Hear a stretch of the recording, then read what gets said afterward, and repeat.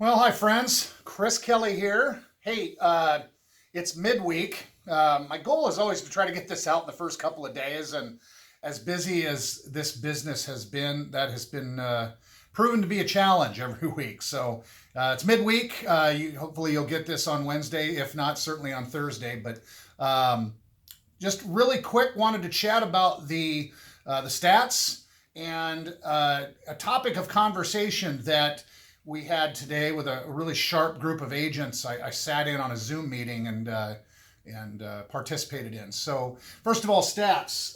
And by the way, last week I realized I never posted the stats in my Facebook posting. So apologies for that. But that said, we're median sales price still creeping up. We're at 527 with again 5 days on the market. That's just weird to me that it's stayed that way for as long as it has. But the change in new listings this time versus last year, we were already, we'd kind of been in a plummet last year, and but new listing inventory hadn't really plummeted.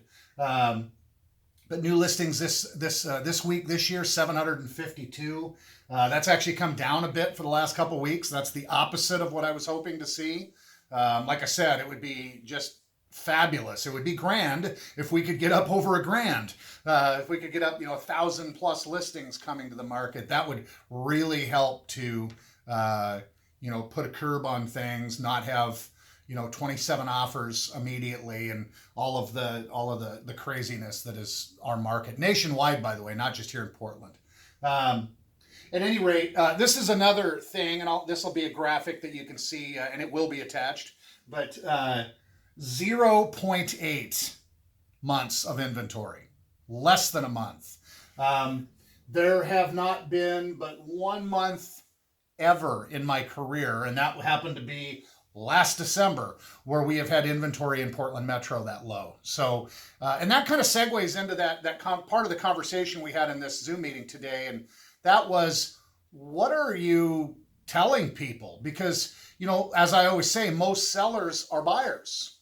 And so a lot of people are electing not to be sellers because they don't have any confidence that they can successfully be a buyer. So first of all, what are you telling people? Second of all, how are they doing it? Because when you get a bunch of offers and none of them are contingent on a sale, and they're all way over list, and they're waiving appraisal and they're waiving inspections, it's just, how do people do that? And I thought that was a worthwhile topic to briefly touch on. Here's how some people do it. Some people, just have the wherewithal to be a buyer without being a seller. That's great. Not very many, to be honest. As a percentage, that's a small number. But a lot of people commit to being a seller and completing the process of being a seller without being before they're a buyer, because they really can't do it otherwise.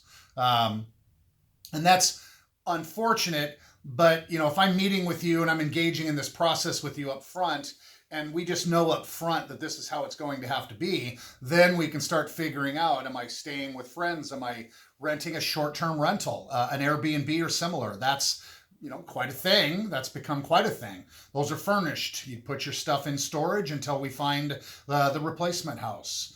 Some people live in their RVs. A gal today said that one of her clients is renting a Sprinter van, one of those camping style Sprinter vans. It's just a couple and their doggy. So, there's a limited amount of circumstances where that would work. A family of 5, that's pretty much a non-starter. But I have seen people do the RV thing in the interim, and it becomes very unpleasant very quick most of the time. Not always, but most of the time. So the point, though, is committing to being a seller before the process of being a buyer even happens. There's risk in that. I mean, people need to have a certain degree of confidence that they can be a buyer. In other words, that what they want to buy and what they're either want or are able to pay exists in the marketplace. So, part of our process is, let's sit in front of a TV screen together and let's look at what's available, and let's make sure you're nodding yes to a couple of those. Because if there's nothing, well, then you're going to sell your house and not be buying one, or changing your criteria notably. So that's certainly part of it. So how do people do it? That's how they do it. Some people are able to go to family or friends and get the help they need in order to, make that interim move. Some people have a bunch of equity, and you can, obviously the classic example is pull bridge financing. A bridge loan is just taking the equity out of property A to buy property B, knowing that you're going to sell property A. Historically, that's a very expensive way to go about doing it. Bridge financing was never cheap, but it is a way. So, anyway, gosh, I think that's pretty much what I wanted to cover today. So, I guess I would say this. A lot of people are sellers. They're just in a season of life that they're a seller and they're not buying again.